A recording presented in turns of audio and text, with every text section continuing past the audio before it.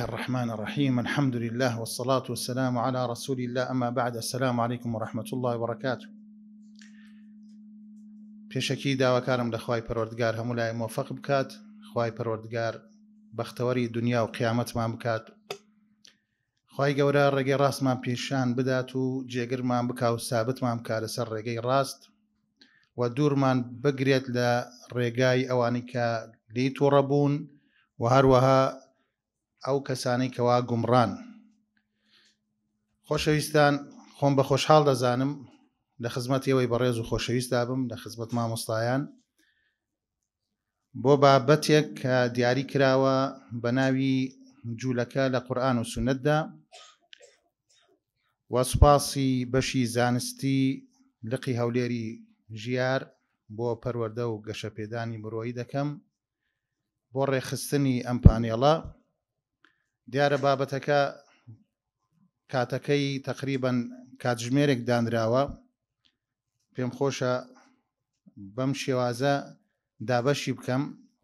یەکەم پێشەکیەک، دووەم پێناسەی جوولەکە یەهود و سێیەم یەهود و جوولەکە لە قورئانی پیرۆز، سێیەم یەهود لە سونەتی پیرۆز، چوارەم مامەڵەکردنی پێغەمبەر صلی الله علیه وسلم لەگەڵ یەهود و بەشی کۆتاییش بریتی دەبێت لە بیرخستنەوە بە سێ ئایەت. یەکێکی باسکردنی حەقیقەتێکە، دووەمی ئاگادارکردنەوەیەکە، سێیەمیشی فەرمان و داواکاریەکە و خاڵی شەشەمیش بریتی دەبێت لە پرسیار و وەڵام. لە خزمەتتان دەبم، ئەگەر ئێوە پرسیارتان نەبێ من پرسیارم ئامادە کردووە و دیاریشم ئامادە کردووە بۆی پانێڵەکە کەمێک جوموجۆڵی تیابێ. احتیمالە بڕێن مامۆستا چۆن دەتوانێت فریای ئەم هەموو شتانە بکەیە. خۆشەویستان، ئەو معلوماتانەی کەوا باز دەکرێت گومانم نییە لەوەی کە هەمومان دەیزانین یان تێپەڕ بووە بەسەرمان، خوێندومانەتەوە لە قورئان و لە سونەت، و یان ئەوەتانەیە کەسێک ئەگەر ئاگادار نەبێ یان لە بیری چوو بێتەوە ئێمە ببیری دەخەینەوە، یعنی شتەکان وجودی هەیە لە قورئان و سونەتە.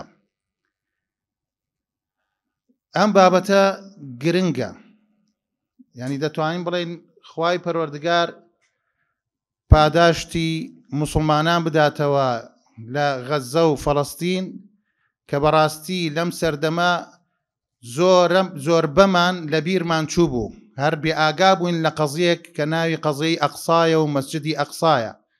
بەڵام ئێستا وەکو مامۆس دکتۆر سیروان فەرمووی حەدیث الساعەیە، هەمووی باسی دەکات، هەمووی متابعە دەکات، هەمووی بەلایەوە گرنگە بە تایبەت موسڵمانان کە قەزیەکە بەرەو کوێ دەڕوات و هەمووشی بە پەرۆشەوەیە کە دوعای خێر دەکات بە شەو و ڕۆژ بۆ ئەوەی خوای پەروەردگار موسڵمانان سەر بخات لە غەزە.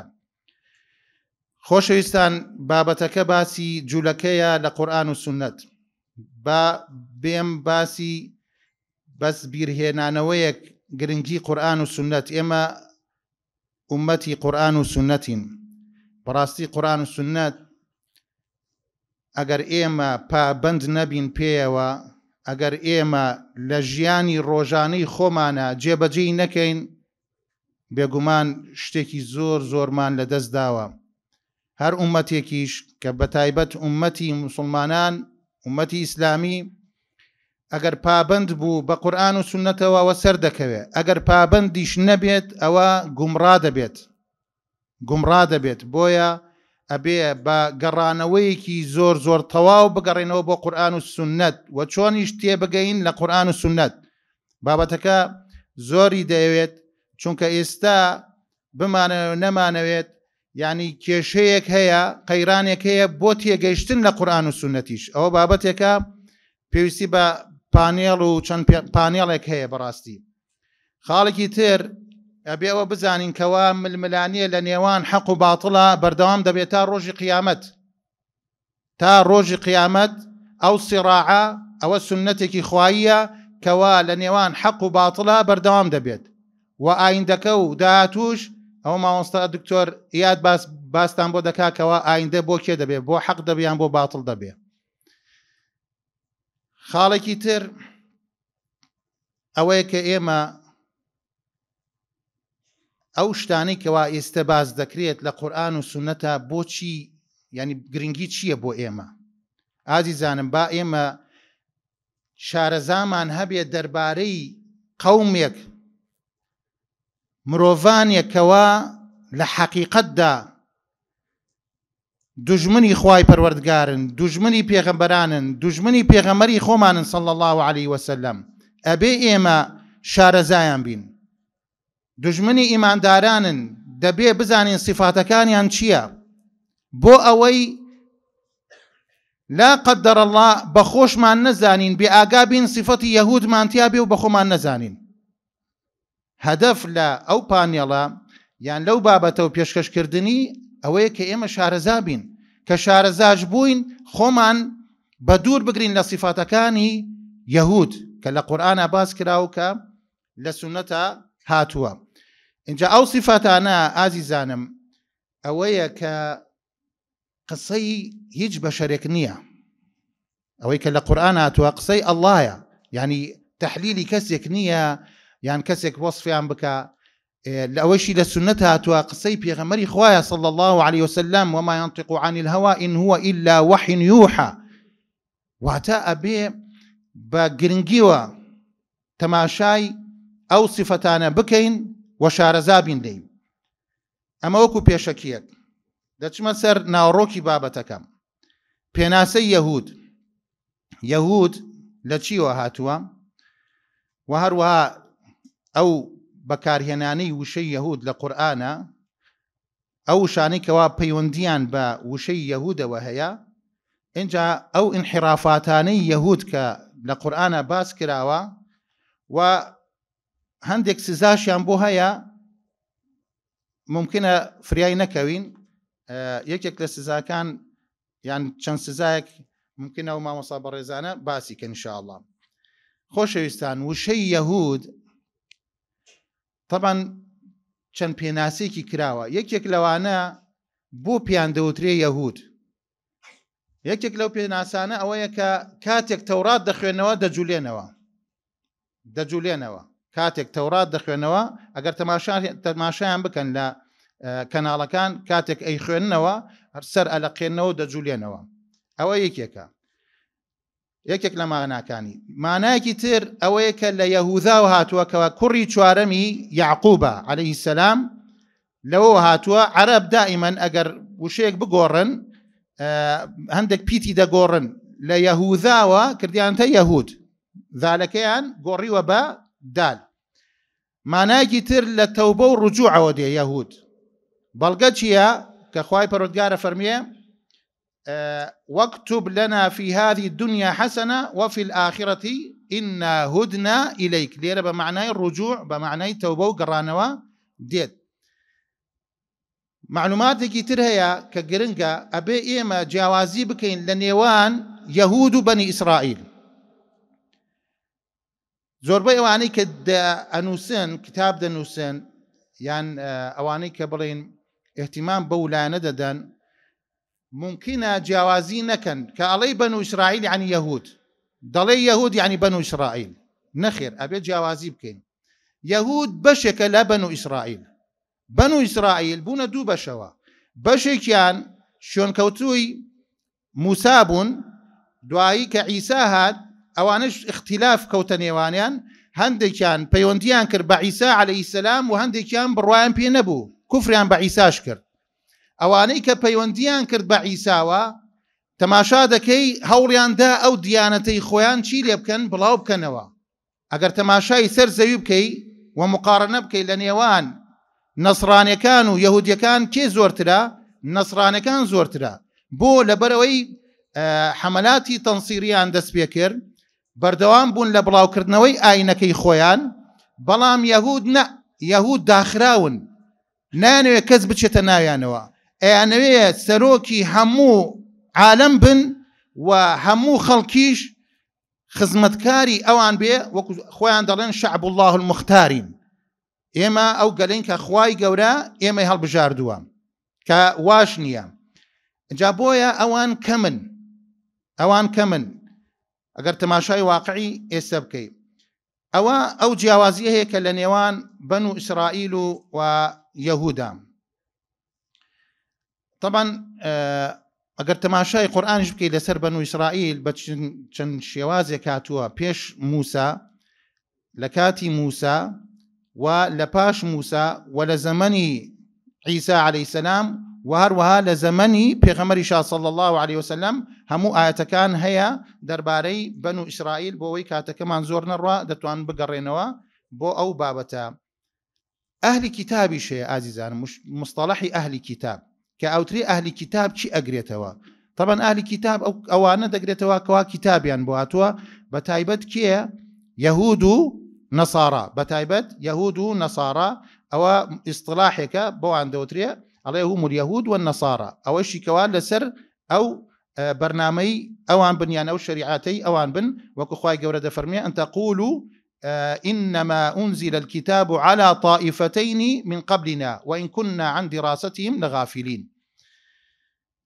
بابين سر انحرافات يهود أكين دو بشوا بشيكوا بيوندي بعقيدة هيا وبشكيش بيوندي بسلوك أخلاق يانويا أما القرآن بوش يوازا باس كراوا أو إيكا بيوندي بانحرافات جولكوا هيا لا عقيدة برباورا يكم درباري الله سبحانه وتعالى تشيالين إن الله فقير والعياذ بالله يعني الله سبحانه وتعالى كخالقي أم بنوريا خالقي مخلوقاته رزقي هموشي ددات بمقابل الله فقيرة يعني كريمة يعني بخشندية يعني مهربانة بلام أون دبيسن يعني لفظك بكار دينن برانبر الله أما بأدبية برانبر الله بكاري دينن وكو خواي قوراء فرمي لقد سمع الله قول الذين قالوا إن الله فقير ونحن أغنياء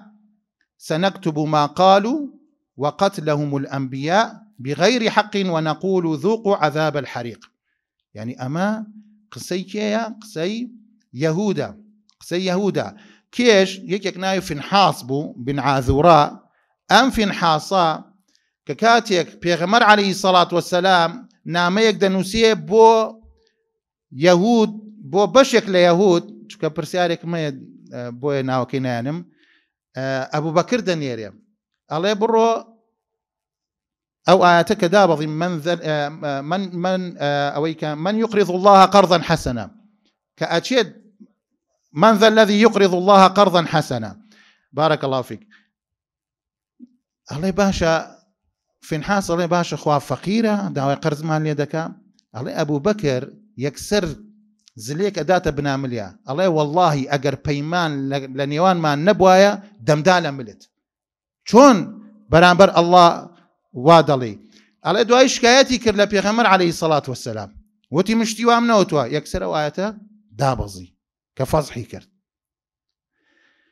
خالك تريان أويا دلين يد الله مغلولة أمش يكك لا أوقسنا خوشانك يهودي كان برانبر الله سبحانه وتعالى طبعا ما بستيان أولنية كخواي پروردگار دستي بسراوتوا نا دلين خواي پروردگار بخيلة والعياذ بالله بخيلة أوي كهيتي ناي بخشي أوي هيتي ناي بخشي بويا خواي پروردگار باسي عندك وقالت اليهود يد الله مغلولة غلت أيديهم ولعنوا بما قالوا بل يداه مبسوطتان ينفق كيف يشاء رديان دداته الله سبحانه وتعالى بزان أما هر بأدبية جارية برانبر الله سبحانه وتعالى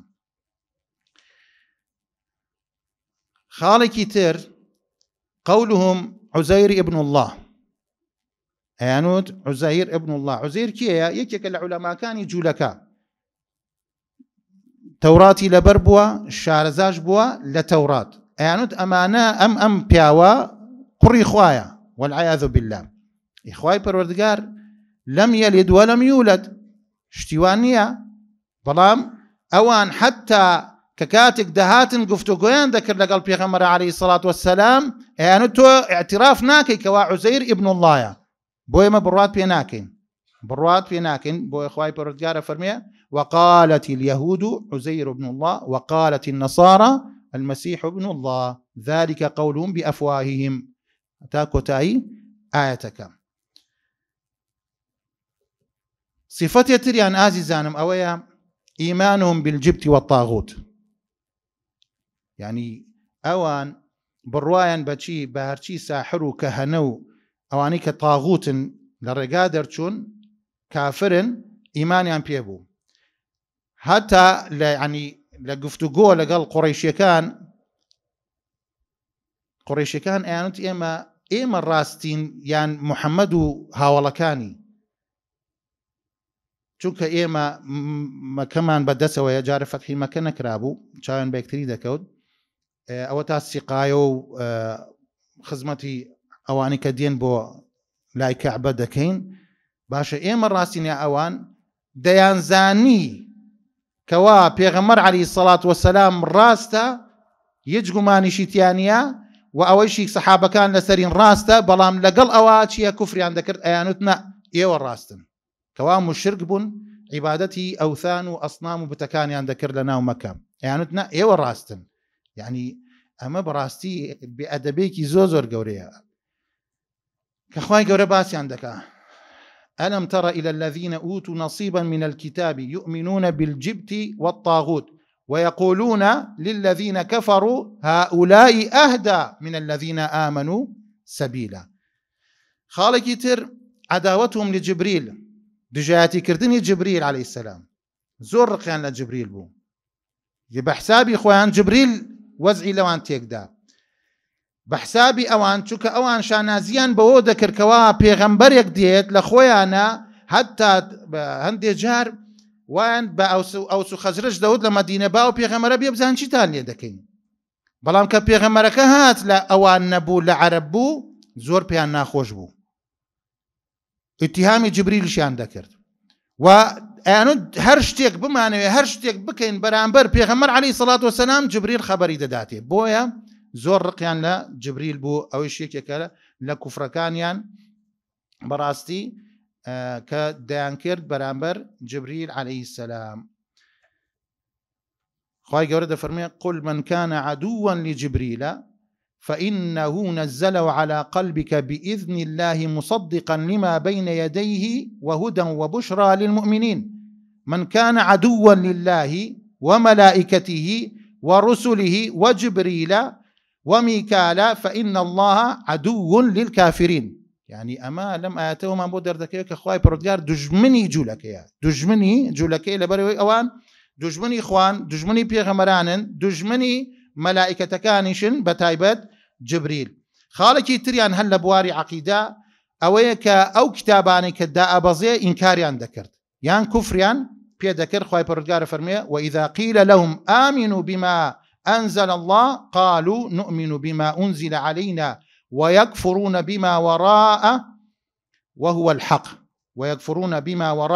الحق مصدقا لما معهم قل فلم تقتلون أنبياء الله من قبل إن كنتم مؤمنين دينا سر انحرافاتي جولكا كقرآن باسي دكا بمان لبواري چيوا لبواري سلوك أخلاقوا يكمشت حسوديان بمسلمانان حسوديان دبر بمسلمانان أم براستي أو نعمتي كوا مسلمانان تيدا جولكا زور بيتاقد دبون يعني لو كي مسلمانان لسر أو نعمتين خواي پروردگار هدايات يعني داوة أو إيمان جوانيان هي أو إسلام جوانيان هي بويا زور بيان ناخوش بو خواي گەورە باسییان دەکا ود كثير من أهل الكتاب لو يردونكم من بعد إيمانكم كفارا حسدا من عند أنفسهم من بعد ما تبين لهم الحق يعني ڕاستیەکانی هەندە زانی بەڵام لەگەڵ ئەوەشە سبحان الله پیان ناخۆش بوو هەوڵیان دەداکەوە مسلمانان لە ڕێگە دەرکەن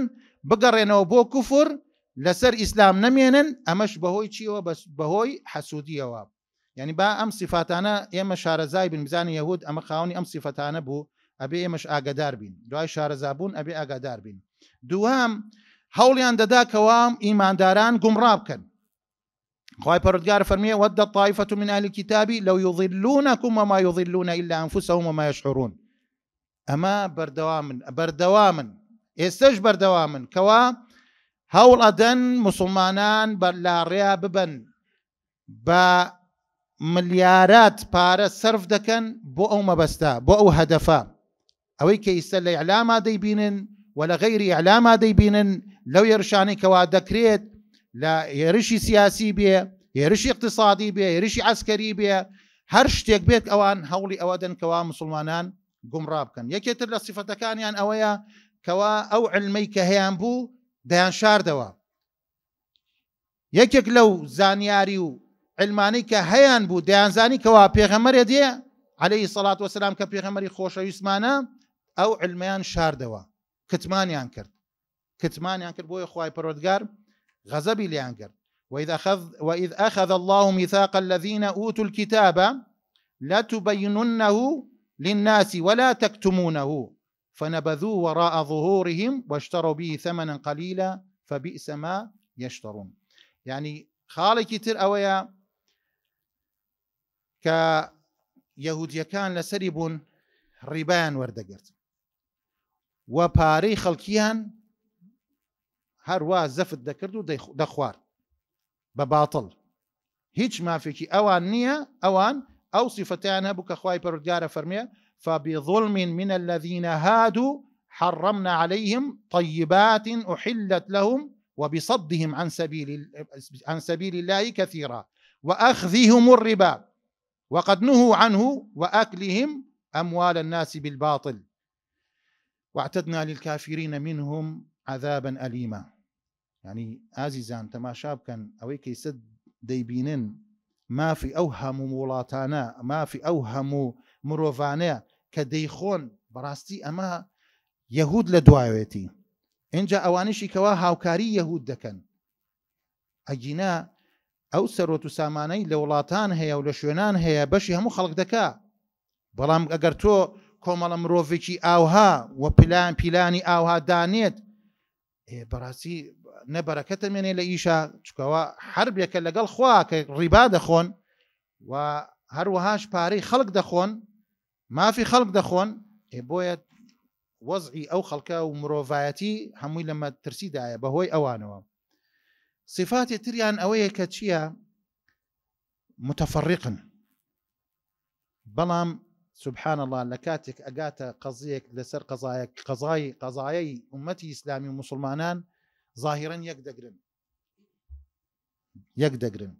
خوای پەروەردگار باسییان دەکا لا يقاتلونكم جميعا إلا في قرى محصنة، أمام الصفات أوانا أو من وراء جدر بأسهم بينهم شديد تحسبهم جميعا وقلوبهم شتى ذلك بأنهم قوم لا يعقلون.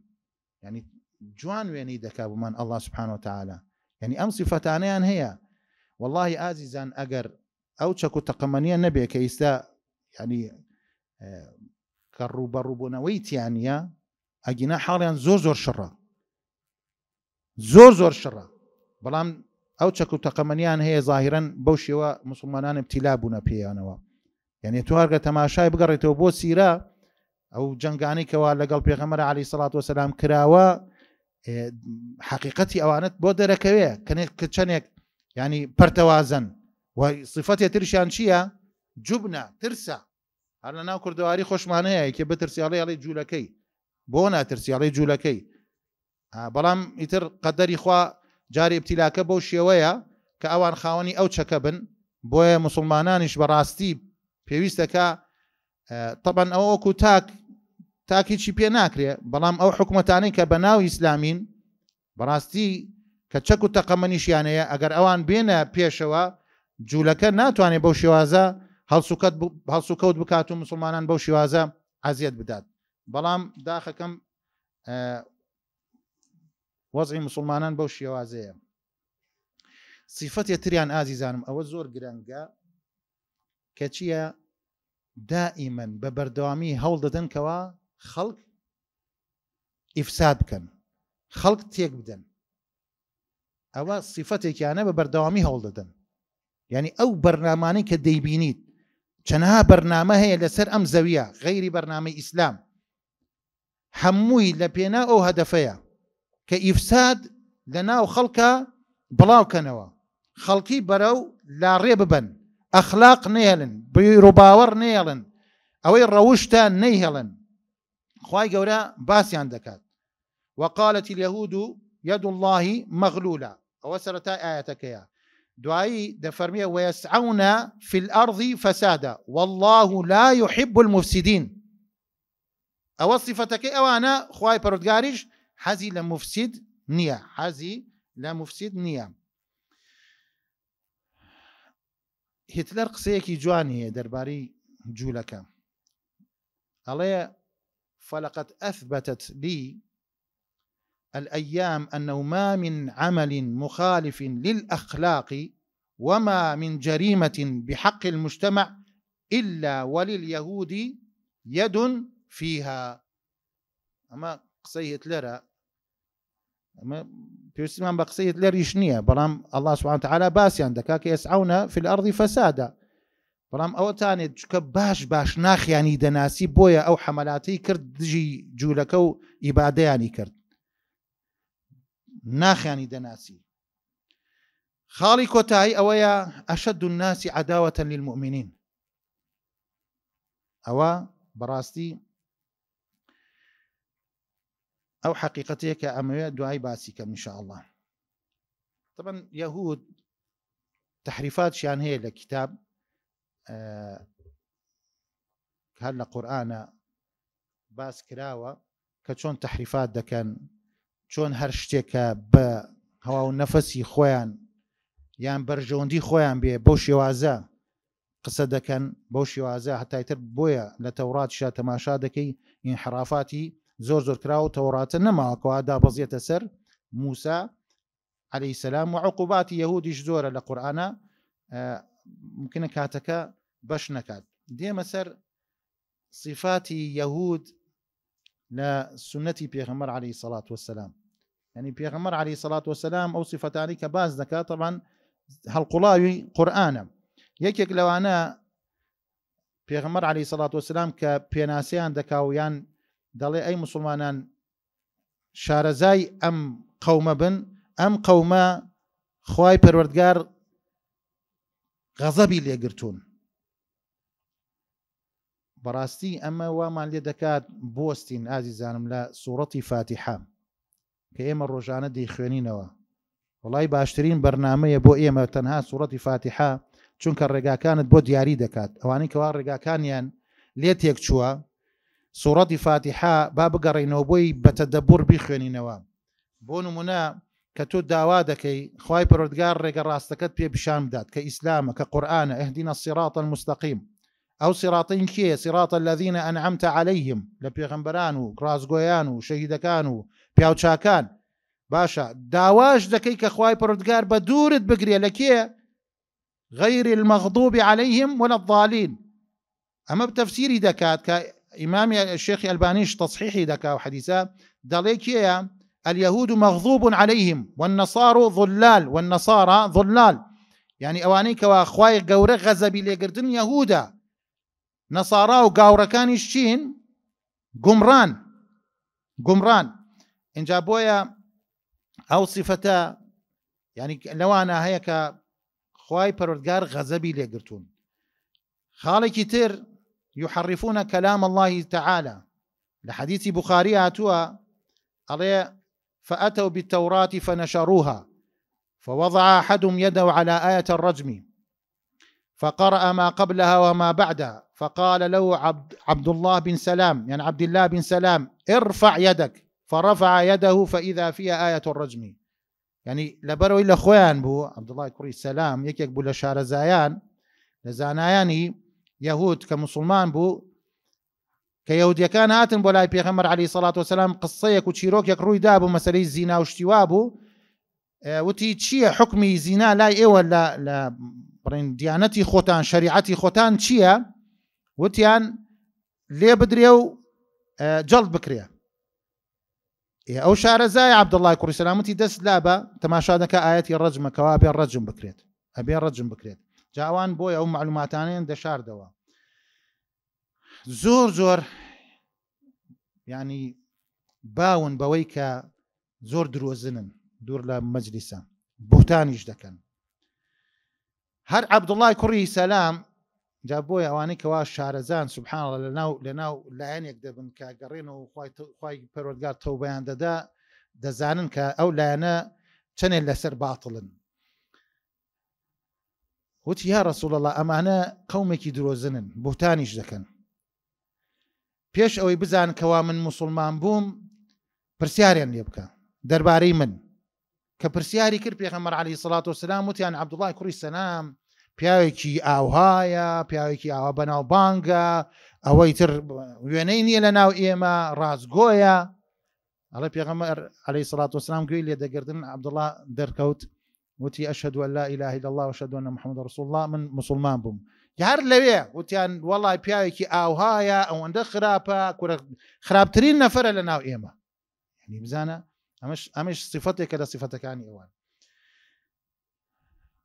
خوای پەروەردگار و پێغەمبەر عەلەیهی سەڵات وەسەلام و حتا ئیماندارانیش لەعنەت ئەبێ بکەن لە یەهود چونکە خۆیان مەلعونن بۆ لەبەرەوەی قەبرەکانیان دەکەن بە مزگەوت پێغەمبەر صلی الله عليه وسلم فەرمیە لعنة الله على اليهود والنصارى اتخذوا قبور أنبيائهم مساجد متفق عليه لعنتي خوا لسر يهود ولسر قاوركانش بو لبر اوي قبركاني عند كربا مزقوت طبعا ما بس او لو حديثة اويا هذه زانم شوكا او ايشان برو شي دبات برو الشرك يعني واز ديانا لعبادتي خوا برو عبادتي قبور یەکێ لە صفەتەکانی تریان ئەوەیە کە بەردەوام لە جەنگدان لەگەڵ ئیسلام و مسلمانان ئەوەش دانیم بۆ دکتۆر ئیاد کە حەدیسەکەی ئەوەیە کە مسلمانان لەگەڵ یەهودا لە کۆتایە ئەکەونە شەڕێکی گەورەوە بابمێنێ بۆ جەنابیان یەکێتر لە صفەتەکانیان ئەوەتانێ کە لە ڕۆژی قیامەت تا پێش ڕۆژی قیامەت شوێنکەوتووی مەسیحی دەجالن پیغمبر علیه الصلاة والسلام فرمیه يتبع الدجال من يهود أصبهان 70,000 عليهم الطيالسة رواه مسلم 7,000 ليهودكاني أصبهان أكونا شون كيه مسيحي دجال طبعا پیغمبر عليه الصلاة والسلام رين مايش ما عندكات كوا مخالفي جولكا بكين لو أنا چيا بنسبة پیاوانەوە هێشتنەوەی ڕیش لە حەدیثە هاتووە هەروەها کە مخالفەیان بکەین لە وەکو سنەتێک نوێژ بکەین ئێمە ئەوان بەو شێوازە نوێژ ناکەن نوێژکردن بە نەعەل و پێڵاوەوە طبعاً پوخت پاک بێت پاقش بێت و هەروەها بە خوفیش ئەوان ئەو شتە ناکەن ئەحادیثی تریش زۆرە کە پێغەمبەر صلی الله عليه وسلم باسی ئەو قەومەمان بۆ دەکات بە کورتی ئازیزانم پێغەمبەر عەلەیهی سەڵات وەسەلام چۆن مامەڵەی کردووە لەگەڵ یەهودەکان دوو جۆرە مامەڵەی کردووە مامەڵەیەک بە نەرمونیانی مامەڵەیەکیش کەوا مستحق بوون بە توندی مامەڵەیان لەگەڵا بکەم یەکەم مامەڵە کە پێغەمبەر عەلەیهی سەڵات وەسەلام ئەچێ بۆ مەدینە دەوڵەتی ئیسلامی لەوێ دروست دەکا و دستورێک و وەثیقەیەک دائەنێ بۆ هەموو هاوڵاتیان هاوڵاتیەک لە ئەوەی کە نیشتەجێ بوون لەوێ یەهود بوو سێ تیرەی گەورەیان هەبوو سێ تیرەی گەورە ئەوەش دەیهەڵمەوە بۆ پرسیار سێ تیرە لەوێ نیشتەجێ بوون ئەو تیرانە پێغەمبەر عەلەیهی سەڵات وەسەلام بە جوانترین شێواز مامەڵەی کرد لەگەڵیان ئەوەیەکەوە پێکەوە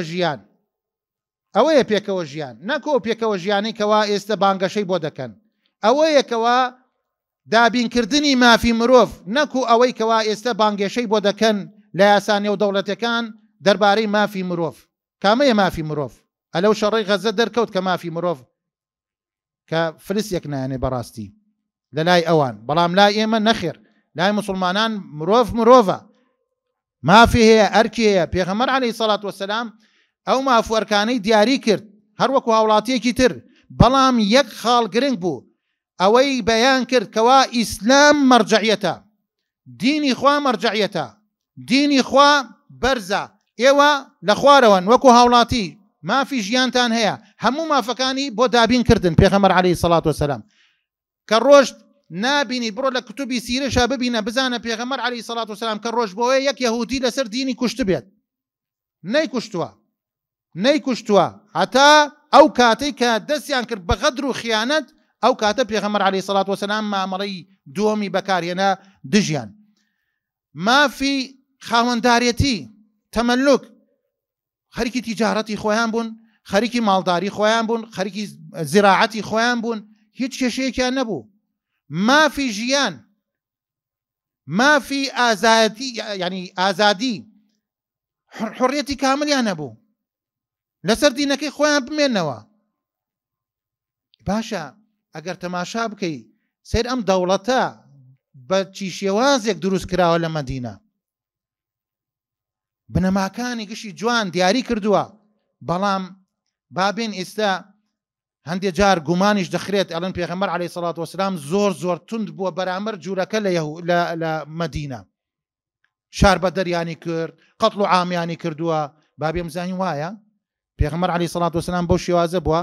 یعنی خۆشەویستان تۆ بزانی کەوا پێغەمبەر عەلەیهی سەڵات وەسەلام بەو شێوازە دەوڵەتدارەکەی ئیعلان کردووە، بنەماکانی دیاری کردووە، دستورەکە دیارە، یەهود بۆ خۆی دەژێت. ئێستا دێن بزانین ئەم یەهود و جوولەکانە خەریکی چین لە ناو مەدینە؟ خەریکی پیلانگێڕین، خەریکی انقلاباتن، تەنانەت خەریکی اغتیالاتن. نەکو بەس سەحابەکان اغتیال بکەن، خودی ڕئیسی دەوڵەت کە پێغەمبەری خوایە صلی الله علیه وسلم پیلانیان بۆ دانا کەوا اغتیالی بکەن. ئێ باشە تۆ ڕئیسی دەوڵەت اغتیال بکەی، بتەوێ اغتیالی بکەی کە اغتیالەکەت کەشف دەبێ، ئەبێت چی بکەی؟ نەوت و شجاعەت پێ بدەن، فەرشی سوورت بۆ ڕاخەن، پارە و پولت بدەنێ. یعنی هەر تەماشای ئەم سەردەمە بکە، کەس نەکو اختیالات، هەر قسەیەک بە ڕئیس دەوڵەت بکە یەکسەر ڕاپێچێکن و ئەیخەنە ناو زیندانەوە یان ئیعدامی دەکەن. پێغەمبەر عەلەیهی سەڵات وەسەلام کە ئەوەی بینی لەگەڵیان، بۆیە یەکسەر بڕیاری ئەوەی کرد کە ئەبێ ئێوە دەرچن، بە خۆشی دەرچن، شەڕی شەکەن، ئەوە ئامادەین ئێمە شەڕ بکەین لەگەڵتان. ئەمە لەگەڵ تیرەیەکیان. تیرەیەکی تریان تۆ بزانە ئەم خیانەتە بڕۆی لەگەڵ دژمنانی دەوڵەتی ئیسلامی، دژمنانی پێغەمبەر عەلەیهی سەڵات وەسەلام دەستێک هەڵاو بکەی، لەگەڵ منافقەکانە عەهد و پەیمان بشکێنی، بتەوێ شیرازەی دەوڵەت تێک بدەی، ئینقلاب بکەی، ئەبێت چیت؟ یعنی چی تەسەڕوفێ بکرێ بەرامبەرت بە ئاشکرا، یعنی ڕوونی شەشتەکە. ئەویش لەگەڵ تیرەیەکی تریان، قەبیلەیەکی تریان پێغەمبەر عەلەیهی سەڵات وەسەلام بڕیاریدا لەگەڵ ئەوانشە هەمان شت دەرچن و دەرکەون. جا لەوێ منافقەکان دەوری خۆیان بینی، بە سەرگەورەکان وت کورە بابە لە قەڵاکانتان دەرمەچن، ئێمە لەگەڵتانین، 2000 نەفەرت بۆ دێنم. زانیان پێغەمبەر عەلەیهی سەڵات وەسەلام سوورە لەسەر ئەوەی کە سزایان بدا و حەساری خسوەتە سەریان، منافقەکان کە عادەتیهم گەڕانەوە و کشانەوە، یەهودیەکان تێکەوتن. ئیتر بۆیە پێغەمبەر عەلەیهی سەڵات وەسەلام بڕیاریدا دەرچن. تایفەی سێمیشیان ئەم جارە خیانەتەکەیان نەکو هەر لە ناو دەوڵەتا بێ، بەڵکو خیانەتەکەیان لەگەڵ کەسانێکی تر، دەوڵەتانێکی تر، لایەنێکی تر دەستێک هەڵاو بکەن بۆ لە ناوبردنی ئیسلام و مسلمانان لە مەدینە. ئێمەش خیانەتی عوزمایە. هەر ئێستا ئەم قانونانی کە دانراوە بەڕاستی خیانەتی عوزمایە. بڕۆ تەماشای قانونی دەولی بکە، دەولی عام و خاص و ئەوانە بکە، یعنی خیانەتە. تۆ دەست خیانەت بکەیت بۆ ئەوەی یعنی وڵاتەکەت کاول بکەیت. لەگەڵ ئەوە پێغەمبەر عەلەیهی سەڵات وەسەلام بڕیاری دا و بڕیار با توندیش بێ لەبەرەوەی خیانەتیان کردووە. پێغەمبەر عەلەیهی سەڵات وەسەلام بەو شێوازە مامەڵەی کرد. دوایی زانی لە خارجی مەدینە هەمویان کۆبوونەتەوە ئەوانەش پیلانە گێڕن بۆ جارێتر هێرش بکەنەوە سەر مەدینە کە لە خەیبەر بوو. پێغەمبەر عەلەیهی سەڵات وەسەلام پێشەوەی ئەوان دەست پێکن ئەم جارە نەخزوهم ولا یەخزونا، پێغەمبەر عەلەیهی سەڵات وەسەلام بۆیان دەرچوو. ئەمە مامەڵەی پێغەمبەر عەلەیهی سەڵات وەسەلام. تۆ هیچ ئیشکالەتێک نییە کەوا لەگەڵ موسڵمانان بژەی خاوەنی دیانەتی خۆت بی، بەڵام سنووری خۆت بزانی. تۆ لە دەوڵەتی ئیسلامیت، لە دەوڵەتی ئیسلامیت ئەگەر لە سنووری خۆت دەرچووی ئەوە پێغەمبەر عەلەیهی سەڵات وەسەلام چۆن مامەڵەی کردووە بێ موسڵمانانیش بەو شێوازە مامەڵە بکەن. لەگەڵ تاکەکانیشە دوو کەس زۆر عەزیەتی پێغەمبەریان دەدا عەلەیهی سەڵات وەسەلام، زۆر عەزیەتی ئیماندارانیان دەدا، قسەیان دەکرد. پێغەمبەر عەلەیهی سەڵات وەسەلام بڕیاری کوشتنیانیدا وەکو فەرد و مەفرەزەشی دەرکرد بۆیان کەوا بیان کوژن، چونکە ئەمانە سنووریان بەزاندووە. باشە خۆشەویستان، دێمە تقریبا کۆتایی بابەتەکە. ئەو حەقیقەتە چییە کە ئەبێ ئێمە بزانین دەربارەی جوولەکە؟ ئەو ئاەتەیە وەلەن تەرضە عنکە اليهود ولا النصارى حتى تتبع ملتهم. ئەم حەقیقەتە ئەبێ بزانین. بەخوا چەندێ شلی بکەینەوە، چەندێ خۆمان بگۆڕین، بەس لێمان ڕازی بن. کاکە بەس لێمان ڕازی بن، لێمان ڕازی نابن. شەڕی دینە. حتى تتبع ملتهم، نابێ ئەو دینە بمێنێ بە حسابی ئەوان. دینی ئیسلام نابێ بمێنێ، نابێ لەسەر ئەو دینە بمێنی. دینی ئیسلامی حەقیقی ئەوێت ئیستا هەوڵی ئەوەش دەدا کەوا ئیسلامێکی دیموقراتی مەدەنیت بۆ دروست بکە، هەوڵ دەدات. یعنی ئیسلامێک بێ بەس ناو بێ، ناوڕۆک نەبێ، هەوڵی ئەوە دەدات. ئەوە حەقیقەتە. ئاگادارکردنەوەکەش چییە؟ ئەو ئاەتەیە لەتەجیدەنە ئەشەدە الناسی عەداوەةً للذین ئامەنوا کێیە؟ اليهود والذین ئەشرەکوا. یەهود پێش ئەوانەی کەوا هاوبەش دانێن بۆ خوا، پێش موشریکەکان، پێش کافرەکان. ئەمەش ئەبێ بزانین، ئاگادار بین کاک ئەم مرۆڤانە، ئەم قەومە دوژمنی سەرسەختی ئێمە ئیماندارن. ئەمە کەلامی ئەڵڵایە سوبحانەوە وتەعالا. تۆ نابێ ئێستا لێرە بێ 50-50 بکەی لەگەڵیا یان تەطبیع بکەی لەگەڵیا. دوژمنی تۆیە، دوژمنتە، حەز ناکاکەوە بمێنی. برا ئازیزەکانم، خوشکانی ئیماندار، ئەگەر تۆ بزانی کەوا دوژمنێک بەو شێوازەیە، ئەبێ بزانی کە پلانی خۆت چییە، چۆن ئەبێ بگەڕێتەوە بۆ ئەو دینە، چۆن وات لێبێ کەوا هۆکارەکان چییە کەوا خۆڕاگر بی. وەکو پێغەمبەر عەلەیهی سەڵات وەسەلام ئەو هەموو پیلانەیاندا یعنی بەرامبەر پێغەمبەر عەلەیهی سەڵات وەسەلام دەربارەی دەوڵەتی ئیسلامی، دەربارەی سەحابەکان، ئەو ئەسبابانە چی بوون کەوا خۆڕاگر بوون بەرامبەر یەهود و منافقەکان. خۆ ئەبێ ئێمەش بگەڕێنەوە بزانین چۆن بتوانین خۆڕاگر بین بەرامبەر ئەو هەموو پیلانەی کە ئەوان دایانن. داواکاریەکە و فەرمانەکەش ئەوەیە کە خوای پەروەردگار فەرمێ يا أيها الذين آمنوا لا تتخذوا اليهود والنصارى أولياء بعضهم أولياء بعض ومن يتولهم منكم فتفسيري غلط شام نكرب منكم ومن يتولهم منكم فإنه منهم إن الله لا يهدي القوم الظالمين. واضحة؟ يا أيها الذين آمنوا لا تتخذوا اليهود والنصارى أولياء. توجيهي رب العالمين الله سبحانه وتعالى. أي كسيك أجر هاتو أم توجيها بجوي نكاتو بيش كينتو بروات دوستاياتيو خزماياتيو جاشاياتي دور لقدري إيوا بكابو يهود ونصارى. أبي مصيري چي بيت؟ خوا پەنام ئەمدات. ئەبێ ما ئاگادار بین ئازیزانم، بەڕاستی ئەگەر بەتەواوەتی بگەڕێنەوە بۆ قورئان و سونەت کە باسی ئەم جۆرە قەومەمان بۆ دەکات، بۆمان دەردەکەوێت چی قەومێکی پیسن، چەندێک دڕندەن چەندێک کەوا لە پەرۆشی ئەوە بوون ئێتۆ بێ غیرەتی ئەوەت هەبێ پێغەمبەران بکوژیت ئەبێت چاوەڕێی چی بکەیت لەمانە یعنی پێغەمبەر کوژ بوونە پێغەمبەران ئیتر سەفۆی سەفۆیە ئەو کەسانن کە خوای پەروەردگار هەڵیانی بژاردووە ذاتی ئەویان هەبووە کەوا پێغەمبەران بکوژن ئاخرەکەشیان ئەوە بوو هەوڵیان داکەوە پێغەمبەری خۆشەویستمان بکوژن صلی الله عليه وسلم چ وەکو اختیالکردن چ وەکو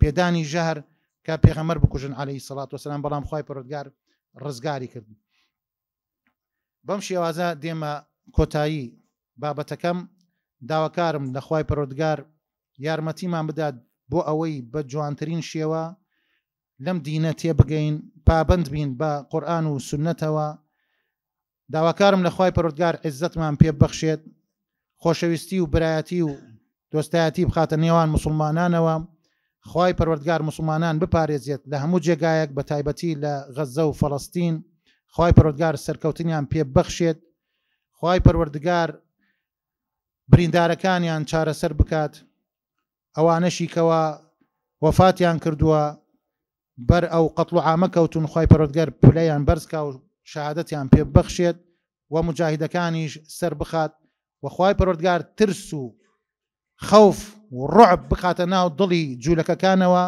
خوای پەروەردگار زەلیلیان بکە خوای پەروەردگار سەرشۆڕیان بکە أقول قولي هذا وأستغفر الله لي ولكم ولسائر المسلمين وصلى الله وسلم على نبينا محمد وعلى آله وصحبه أجمعين والسلام عليكم ورحمة الله وبركاته.